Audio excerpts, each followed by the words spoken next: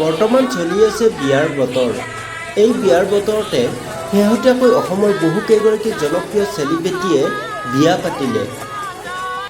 আমদালি কাঠিব ৰভা তলিব দিব আয়তীয়ে মোকে দেখি একেলগে জুৰিব। কণ্ঠশিল্পী আচুৰ্য বৰপাত্ৰই দীঘলীয়া প্ৰেমৰ স্বীকৃতি প্ৰদান কৰি প্ৰেমিকা মীনাক্ষী বৰঠাকুৰক পিন্ধালে আঙুঠি।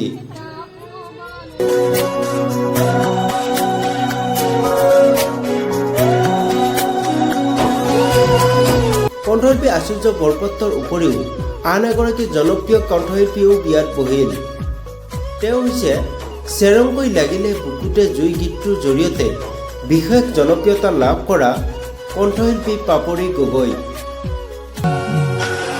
আজি মই নসাজি নিজকে চাম, দুহাতে লিখি ললো তোমাৰে নাম।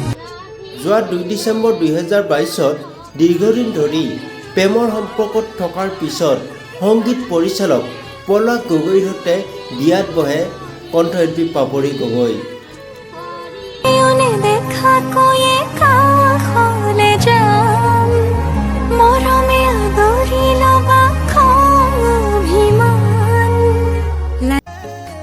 আন এগৰাকী কণ্ঠশিল্পী গীতালি দেৱীয়েও সংগীত পৰিচালক সুমিত সাগৰৰ লগত এই ডিচেম্বৰ মাহতে আঙুঠি পিন্ধোৱা শুভকৰ্ম সম্পন্ন কৰে।